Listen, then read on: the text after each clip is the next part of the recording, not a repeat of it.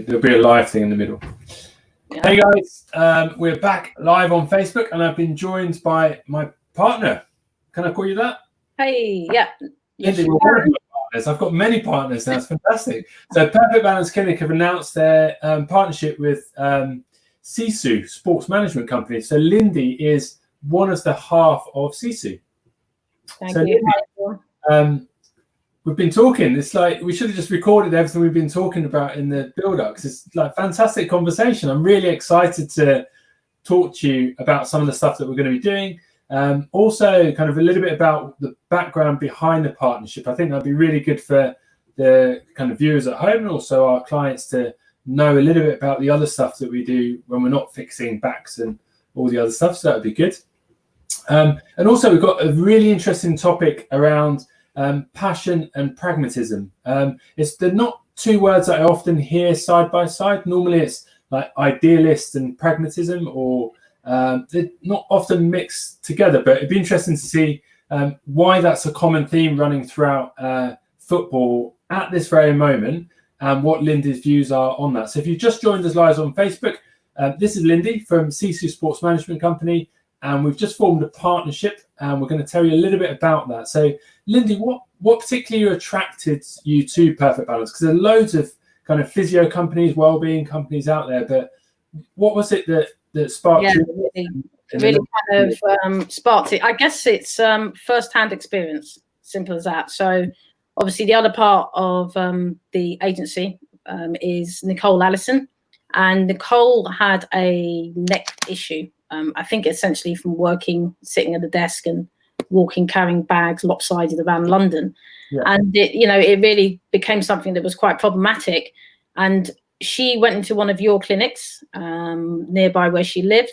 And in terms of the fact that you sorted the issue out for her, the level of care that you provided, I think it's something that stuck with her for quite a while. So this was before actually Nicole was part of my agency. But when we sat down, Nicole and I, and one of the big things for us as a sports management company is not just about the transactional thing, getting a contract for a player. It's about looking sort of holistically at how we can best support players.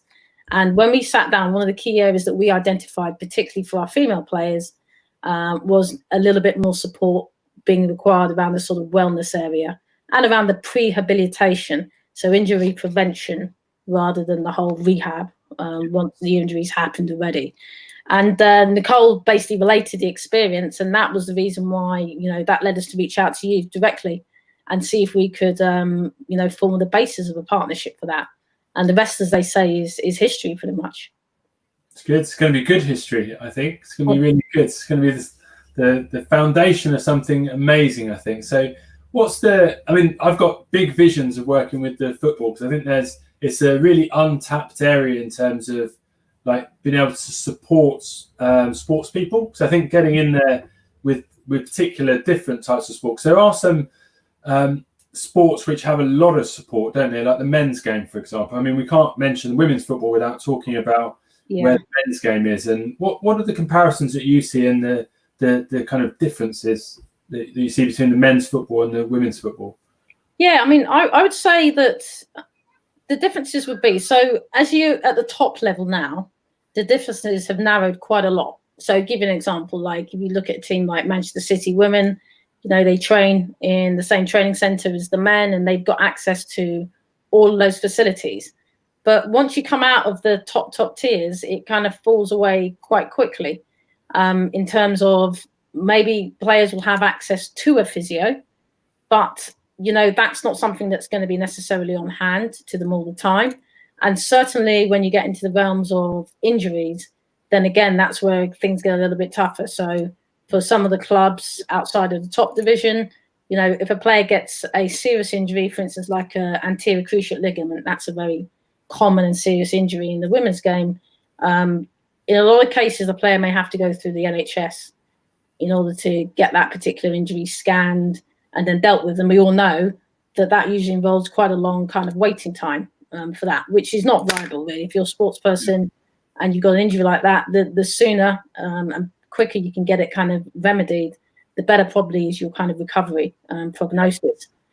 So there's certainly issues around that, but even I would say at the sort of the top end of the clubs and some of the players that we work with who play in the top clubs, is that the support from the club is good, but certainly over this period with coronavirus, where the players haven't got access to the training ground, they haven't got access to the staff as such, in any way, in any sort of normal way, then the kind of support that you've been able to provide as a company to the players with regards to work, to keep the players to work on players things like core stability and all those sort of areas that maybe players would normally forget about. So even when they get their training program from the club, they may do a lot of jogging, they'll do the usual stuff, but it's those other areas around the sort of stability and the small areas that we never think about. I think a company like yours is really, really kind of beneficial for players, and our players have certainly seen the benefit of it. I think the feedback I've had is very positive. Even the anonymous feedback, by the way, has been very positive on the classes. So I'm really looking forward to when the season actually starts again, which will be next season for the women. I'm looking forward to really continuing this, and maybe I think there'll be more players who will be kind of quite happy and quite keen to access some of these services. Yeah, it's been an interesting start, hasn't it? Because we originally talked about the relationship before the lockdown periods, and then we kind of approached you and we said, look, hang on, we shouldn't wait for this. This is exactly the right time to be supporting these players. And then we kind of jumped to it and set up this online structure with classes and like the one-to-ones and stuff. So, I mean, it's great, the feedback that we've been having, but listen, it's been a real good thing to be able to get involved with you guys and help support the players as well. It's just been great to see them do really well. And I'm so keen for them to get back playing and see what the effect of this kind of ongoing maintenance type work, because it's I think one of the prohibitive things over this is often finances, isn't it? And there's a big that's as an outsider looking at the men's and women's games, I think that's probably the biggest limiting factor in terms of where the money is, in terms of the investment and sponsorship and the attendance at games and matches. Although the women's games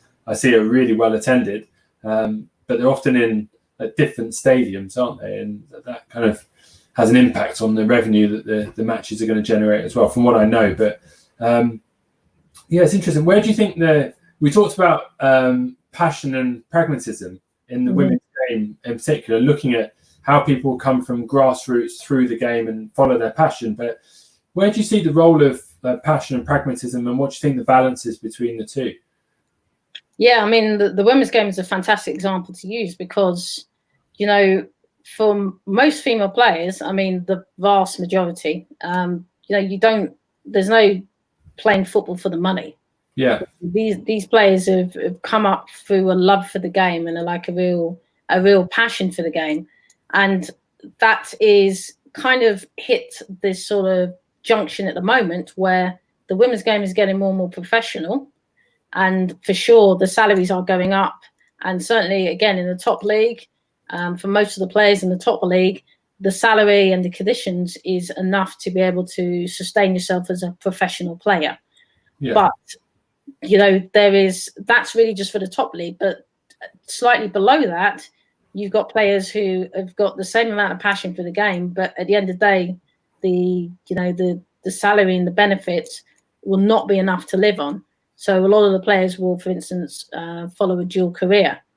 And it was quite an interesting thing that when the WSL became fully professional at the top level, so that was the season before last, you did actually have quite a lot of players who played a number of years in what the WSL was then, which was still kind of a semi-professional league, and had worked as well and held up good jobs. And effectively, they had to take the decision whether they were going to go to a fully professional league and be full-time footballers following their passion, or they take a fairly significant pay cut to do that because they'd have to effectively give up the other job that they were doing in tandem with the football career.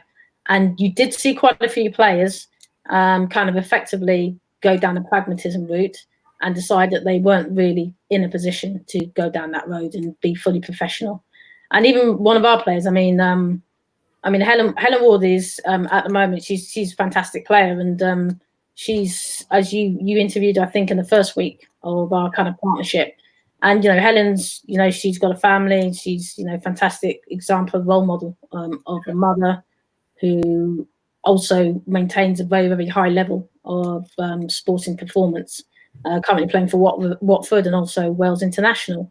Yeah. And I think for someone like Helen to go into a full-time football position with all the time commitments that means, and in terms of the financial position that would leave herself and her family in, I think Helen took the decision, which was fairly justifiable, that she was probably better off maybe playing for Watford in that sort of semi-professional type role and being able to then look after the family. So I think a lot of players have had that, and you will still see that happening in the women's game until we're at a level where, let's say, the top 2 divisions have clubs who can entirely pay professional salaries for the players. Where do you think that shift is going to change in terms of the professionalisation of the women's game as a financial structure? So actually being able to pay them proper salaries so they can actually be professional footballers. It's evolving. So and it's evolving really, really fast. So I think, as I mentioned, 2 years ago we had the top division become professional. Yeah. So before that you were probably even looking at the top league, and maybe a third of the teams in that top league were effectively semi-pro outfits. Yeah. You've seen every time it seems that the sort of big international tournaments provide a bit of a shot in the arm commercially for the women's game. So most recently we had the Women's World Cup last year, and that was fantastically successful in terms of the amount of people that watched it on TV, the interest it generated around the game. And we've certainly seen more and more kind of big kind of corporate sponsors wanting to get involved in the women's game and investing in it. So a big kind of headline partnership that happened was Barclays came in and became the league sponsor for WSL. Lots of rumours about how much that was. It's a few million a year over a number of years. So that's a big kind of investment and kind of a vote of confidence in the women's game. And certainly that is going to continue. And it's hard to say, in 10 years' time, this is going to be kind of a sport where all of the sort of top 2 or 3 divisions are going to be fully professional and the players can earn a decent living out of it.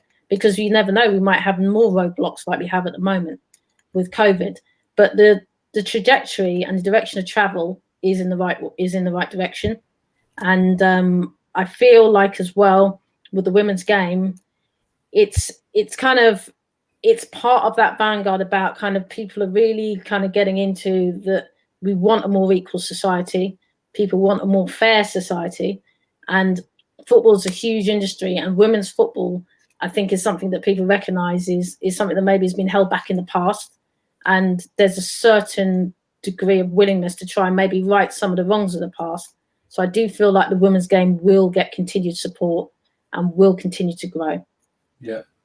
Lindy, is it the same in other countries, the women's game? Because I know obviously there's a couple of international players that are within the cohort of people that we're looking after at the moment. But is the women's game, is it just in the UK, or is it are there other countries where this also affects them? Is it a international problem? Yeah, I think the women's football in general is something that's basically had its growth, particularly over the last 10, 15 years. And it's not been kind of the same picture across the world. So if we look at the football fraternity, the way the football world is split up is you've got UEFA, which effectively is the European countries. And then you have CONCACAF. Now, CONCACAF is the USA and the South American countries. And then you've got the AFC, which is Australia and Asia. And then you have CAF, which is Africa. So if you look at the real powerhouses in women's football, you've got North America, so the USA. And a big driver, as I understand it, for why women's football kind of emerged as being very, very strong in the States is because they had some federal legislation in the early 70s that essentially meant that colleges couldn't get sports programs if they didn't treat men and women equally. So it meant, obviously, what are the big college football sports programs? American football, basketball, baseball, right? So they had to, the colleges very quickly think what sports could actually cater more for the women. So soccer became basically one of the core college programs. And that's why now, if you look at the strength of the US women, they've had a lot of that has been derived from that base that was built from the college soccer programs. Yeah. And then Europe, being such a big kind of footballing culture in Europe, we've kind of started to catch up with America. And certainly in the last 10 years, that has really accelerated. So the US have typically been the top team in the world for the last 20 odd years.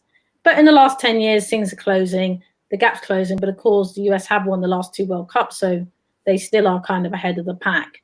But then when you go away from the sort of European bloc and North America, you've got Australia, who are also kind of emerging nation, football-wise. And Australians love sport, so at the end of the day, you know they're always going to be good at kind of women's football.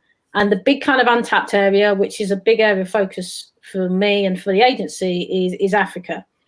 Up and at the moment in Africa, you really got, apart from, it's actually hard really to think of many leagues where they've got very, very long established women's football leagues. But there's a lot of investment going in now at the moment to growing the women's game. Stuff. It's good to be involved at this end of it as well, which is fantastic. So we'll hopefully be part of that growth and certainly help facilitate some of the growth and support the players through that process. So I've got a question for you, actually. Are we allowed to give you questions? No, you're not. It's me. I need to ask a question. I need to be in complete control, you see. That's my pragmatic nature coming out. Yeah. Come on, tell me what's the question. It's interesting. The question I've got for you then, obviously, is, dealing with elite athletes as opposed to, like, the amateur athlete. I would definitely class myself into that box, right? What are the kind of key differences you would say as a practitioner? Oh, it's a very good question. Worth it. Yeah, it's a very good question. So what's the differences between elite and amateur athletes? I'll give you my answer because I think about things slightly differently to other people, but it helps me not get too starstruck with some of the people we look after. Because when I finish with the clients and I think, oh, okay, that was so and so. Yeah. My God, that was so and so, and I'm like, I reflect back on things and I think, oh, you didn't get nervous at all. And I think it's because of the way that I frame it in my head before I treat people personally, and then the team will they'll have their opinion as well. So I always go in any session I see. So whether you're little old lady that can't lift their arm up or an elite Premiership footballer at the other end of the spectrum, I always go in there thinking that actually there's no real difference between the two in my head, because they've both got goals. So she wants to lift her arm up, the Premiership footballer wants to run quicker. But the way that they are getting there is different. But for me, it's about, in terms of the hands-on stuff and dealing with them, the little old lady's much more of a challenge than the high-performance athlete. The high-performance athlete, for me, they need tinkering with. They don't need a lot of things changing with them. And I think when you try and change a lot of things, you end up having to retrain them to do things. So you've got to be in a very, very tightly controlled environment to be able to deal with them in that particular instance. The little old lady, she's going to need more input, so she's going to take a lot more to actually get her to change because she's so far down the track.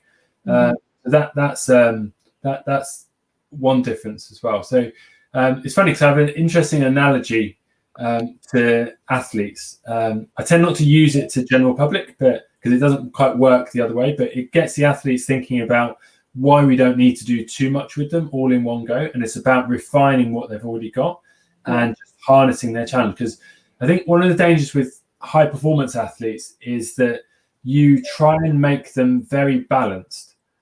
And for a high performance athlete, that's the worst thing you could do with them, because the reason they're high performance a lot of the time is because they've developed so strongly in one direction, and it's kind of or can be at the detriment of one other area. So restoring balance and bringing people back to the middle, it can defeat the object. And I've made that mistake once before, and I won't make it again, where we took a really high performance athlete runner and we got her to do a form of exercise which you wouldn't normally associate with high performance. There was no risk associated with it, but what we noticed was that her performance started to drop off, purely because of what we were doing with her. This was really a long time ago, but it just really struck a chord, because it just made me really think about, well, actually, what you need to do with professional athletes, the high performance end of things, is really just harness what they're good at and help them by fine tuning that, rather than trying to change the direction too much. So in terms of flexibility and strength and stuff, there's always this debate as with regards to what you should be doing with people in terms of flexibility and strength. It's more of a problem when you start to change things with high performance athletes. When you're with Joe Public, they're a bit more resilient to change. So it's a difference between having a speed bump and driving over a speed bump 40 miles an hour in a Ferrari, or 40 miles an hour in your Ford Fiesta. Can you see it doesn't work? If I tell the general public they're more like Ford Fiestas, they probably don't want to hear that. But athletes love hearing like they're like Ferraris. So the analogy works really well, because you just can't. I've never driven a Ferrari over a speed bump, but you can imagine it's a high performance car. If you drive it over a speed bump really quickly, it's probably not going to like that so much. Whereas your normal everyday car that's used to a bit of a bashing, it's almost designed to be able to take the impact from the speed bump, because it's built up a lot of resilience, which I think is very interesting when you talk about the passion and pragmatism that we were talking about earlier. Because I wonder, on reflection, if athletes are actually designed to take on board those changes so well. And I think there's a real risk there that they're probably not, because they're designed to be linear and designed to follow a certain path, which mustn't go off that path too much to be able to get to the really high end. So you can potentially see the risk factors there for the mental health issues when it doesn't quite work out with people. And you were mentioning earlier about 50-year-old people that still think they can make it, weren't you? That I thought that was quite an interesting conversation. Yeah, exactly. I mean, I was saying that again, it's being passionate is really important, and it's such a driver for, I think, being able to achieve success. But passion can spill over into delusion a little bit, and delusion, pragmatism, the virtue like opposites, really. And I feel I have been in a situation I was saying to you earlier where I have had 50-year-olds effectively calling me up and telling me that convinced they can still make it as a footballer, and all they need is that one chance. And in that situation there may be other underlying issues, but effectively there are situations, I think, in elite sports, and any of us who've tried to achieve anything in sport have probably had situations where maybe you've given it your all, and all the energy and all the passion that you can give, but for whatever reasons it hasn't quite worked out. And sometimes those factors may be that may be intrinsic to yourself, and sometimes they may be external. And I think the big thing as well about sort of the passion side of the equation is that it's important to be pragmatic. And when I say being pragmatic, it is about sort of really kind of trying to step back dispassionately and assess maybe the reasons for why maybe your passion or whatever it is that you're really kind of strongly following isn't quite coming off, and really try and maybe find those solutions to helping you achieve your ambitions. I think sometimes people use passion as a substitute for throwing loads of energy at it, and just because you want something a lot doesn't mean it's going to happen. You have to look at the process of how you're going to get there, and that's where the pragmatism comes in. So that's something I see a lot, not just in football, but in pretty much all walks of life. I feel at the moment that people feel the need to either be successful or be seen to being successful, and all they need to do that is to just be super passionate. And you see football, you hear it a lot in football, so and so, I love their passion, they've got so much passion for the game.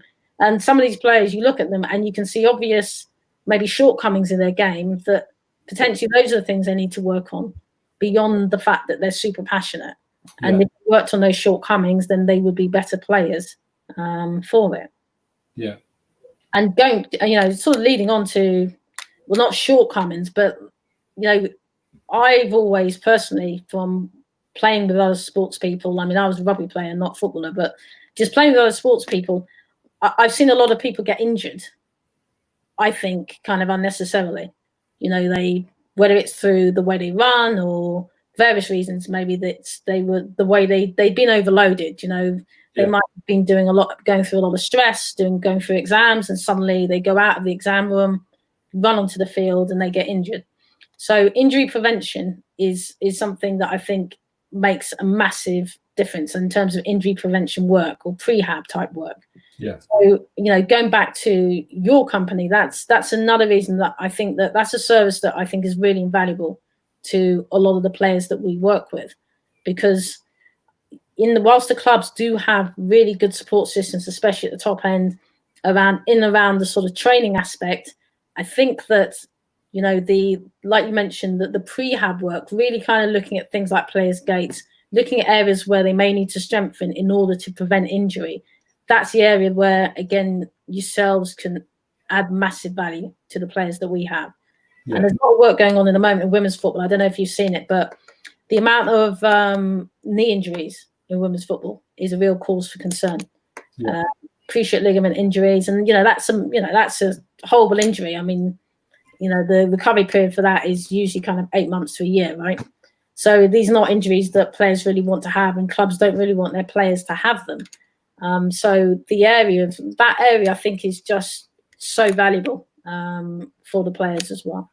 Yeah, no, it's really it's a bit worrying how many knee injuries are occurring. Non-traumatic, this is, isn't it? Yeah. Not impact. It's just There's lots of studies now being kind of commissioned into it. So I hopefully we're going to get a little bit more kind of understanding about it. But I still think that, like you say, some of the services that you provide will at least try to minimize some of the occurrences of that. Yeah, I think with those kind of things, it's like the Ferrari analogy, isn't it? That you need to be constantly like looking at what the feedback is coming from that machine as a mechanical machine. I know people aren't machines, and I keep being told that, but it's a good analogy to use, because the mechanical aspects of a person, irrespective of the other softer bits and emotional bits and everything else that go inside that, the mechanical bits are quite interesting, because they do need that fine tuning and the prehab and you can't just take it out and it looks good. It's actually got to function really well on the inside as well. So looking at the whole 360 of that athlete's health is super important, but also not just looking at it and dealing with it, monitoring it over time. So there's much more of a structured, pragmatic approach to looking at their machine, which is their body and their business, as it were,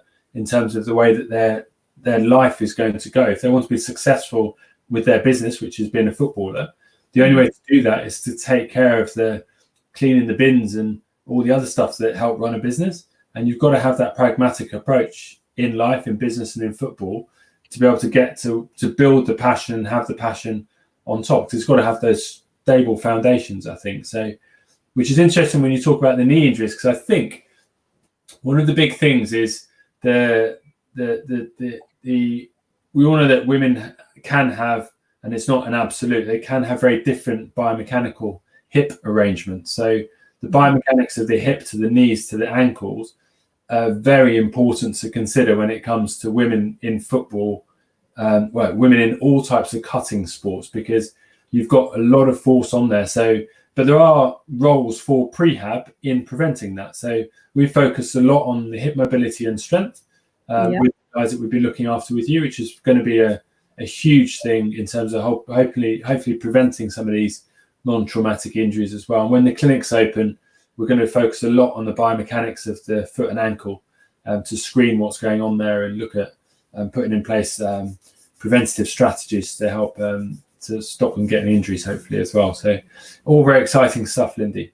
Yeah, absolutely. And one question again on that is, do you think, because I've heard some people say that it might be some of the football boots, in particular the studs or the blades, might be also another cause for that, the prevalence? When you look at the biomechanics in terms of the relationship of that, you've got someone that's moving in a lateral trajectory. You've got a boot which is going to stop them moving versus one that's going to go with them a little bit. So a stud is going to be preferential for most of the cutting type sports. But when you go on to blades, because they tend to be very good and the orientation is good in certain directions, but not others. So they help you brake a lot quicker, which is a good thing, but also can be a very bad thing as well if you're not doing a prehab to help you brake. So as much as we focus on acceleration, so getting athletes to run quicker, the deceleration is like more so important, because it's like having a Ferrari again. I'm not obsessed with Ferraris or anything. It's really good. Everyone knows what a Ferrari is. The driveway out, see what you got. I've got a Tiguan. Tiguan, kids and four people in the family. You can't have Ferraris. But if you had a Ferrari, which would be great, but if you had a Ferrari and you were that way inclined, what you realize is you can't be driving your Ferrari without checking the brakes first, because you've got a beast of a car there, which is capable of doing 0 to 60 in like stupid speeds. But you've got to make sure you've got the brakes right, because the brakes are more important than being able to accelerate at that speed. Because if you can't slow yourself down, you've got to wait for something to slow you down. And if that's another person, you're in trouble because you're going to be like hurting someone else, hurting yourself, red cards, all sorts of stuff. So, but more importantly for you, it's the effect of that on your ligaments, joints, and tendons, which are going to be the mechanical structures in your body that are going to be decelerating you. So it's very, very important. Yeah, I think so, for sure. Okay. Interesting. Look, I think that's, I think that's a really key thing for players to understand. And I know certainly at the top level, there is a lot of knowledge, and there's a lot of good knowledge that the players have with regards to, like you say, the sort of biomechanics of it, and the effects of different boots and different studs versus blades. Yeah. But certainly, I think it's important for maybe the younger kids coming through, especially, to really understand the implications of maybe some of the footwear and some of the equipment they use and the other aspects of it. Yeah. So that's just an educational process that I hope that more players will really, really go through. Yeah. Brilliant. Yeah. Brilliant. That's good advice. Good advice. Really like it. Yeah. So, Lindy, every guest we have on has to leave giving their pearls of wisdom to our audience on Facebook and the other social media platforms that we now distribute on. So, if someone was looking to get into the game of football, what advice would you give them? Because you run a sports management company, so you must see people that are hungry to come into the game and do really well. But what advice would you give to a young athlete wanting to come in and be part of a sports team and really progress their way up through that? I would say, I think the ingredients are the same really for pretty much any business. So you've got to be able to, you've got to have energy, you've got to have hard work, and then that feeds in again too. So it has to be something you're passionate about, because, the hours that I do are not sociable, and they're not prescribed either. If there's a player issue, then you deal with it. It doesn't matter what time of day it is. I think as well as that, and a lot of people I found in sport who maybe come from a sporting background and want to be involved in sports, they know sport, but they don't necessarily know the business of sport very well. And some people have a fairly painful road into realizing that those are two quite distinct things. So what I'd say to people who might want to get into the business is there's some good courses out there that you can do in terms of like sports business, sports management. And they have a dual role as well as giving you a little bit of a grounding and an understanding of the sports business world. It's also a fantastic networking tool, because you think about the alumni on your course and on past courses, it gives you a good kind of basic network to then sort of build off. So I would certainly do that. And then beyond that as well, in terms of just learning the business, learning the trade, ask people who are in the business like myself, if you want to, a lot of people ask me for like 10, 15 minutes, would it be on the phone or sometimes, for coffee, just to chat. There's no harm in asking people and really talking to people in the industry, learning from them, learning about some of their experiences, learning about some of the pitfalls, and sort of applying that information, that knowledge to then their own journey. So, it's the same as everything. I think you've got to network, you need to be a hard worker, and you need to kind of devote the necessary time to learn the business and understand how that business functions. Good advice, definitely, really good. So Lindy, before you go, box sets, we started talking about it. Tiger King, I just don't get Tiger King. I'm still thinking in my head now, like, I just didn't like it or get it, but everyone's talking about it. What's going on?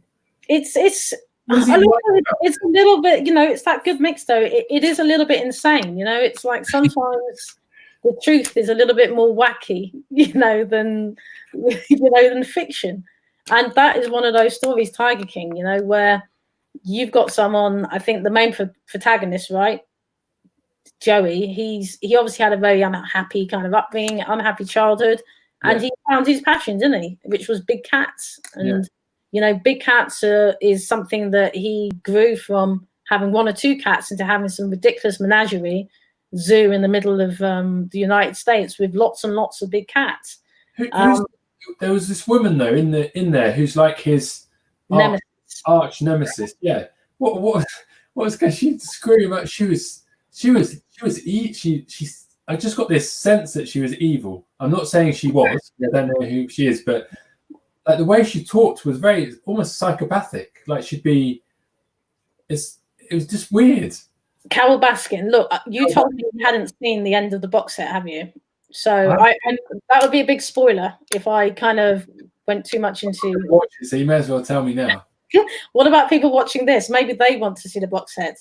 They might do. Let's not spoil it for the thousands of people watching this right now. All I'd say is Joey and Carol Baskin.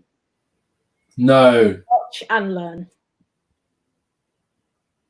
That's all I don't want to say anymore. You need to watch it. I mean, I'm sure you'll find out. But yeah, I mean, it does center very much around that dynamic.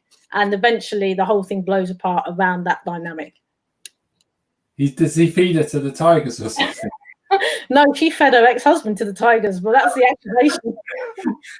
that was the hook for me at the beginning. I thought, oh wow, this is going to be really interesting. You're going to see some like complex psychological thing, but you have to wait to the end to see what happens. Yeah, I think the last couple of episodes, you'll have a fair idea of how it's going. It doesn't end well, put it that way. It's the classic, well, he doesn't die in the end, but it's one of those, it doesn't end well. Interesting. I'm definitely going to have to watch it now. But the documentary on everyone's lips at the moment is, I think I'm just going to invite people on to talk about box sets and Netflix. It's really interesting what people's views are of like stuff that's on Netflix, because it's like you can watch it in your own time, but it's brilliant. MJ, Last Dance. Yeah, I have only seen 3 episodes of it. But you've watched 3. So what's your how's it going for you so far? I have to say I'm a little bit. I'm always slow to be moved. I have to say. So I'm a little bit kind of what's the big deal here? What's the big deal? But everyone tells me that the really, really, really good stuff is yet to come. I like virtually every sport you can think of, right? But I would say basketball is not necessarily on the top end of sports that I would go and watch. So as the first few episodes does have a lot of basketball footage, and it's actually a little bit of a basketball education for me, to be honest. Michael Jordan. So if you don't like basketball, it's the wrong programs. You need to stick to Tiger King, I think. Well, I think it's sport, and I will watch it to the end. But there's a lot of basketball in it, and if that was the same vehicle and it was football, or even if it was like American football, which I love, then I'd probably be a little bit more enthused about it. But yeah, I'm learning, and I'm. I think if you're going, I think what's going to be interesting for you is I'd love to have this conversation in 4 episodes time and see what your reflection is of it. But I think if you look at what I got out of watching the whole series, and you could easily miss this, is about teamwork. It's about winning. Mm-hmm. It's about the dynamic of winning and teamwork. So I think that's really interesting. I think it's about leadership. I think there's a really strong undertone of leadership that goes all the way through that. And I think there's some really valuable lessons to learn of what to do and what not to do.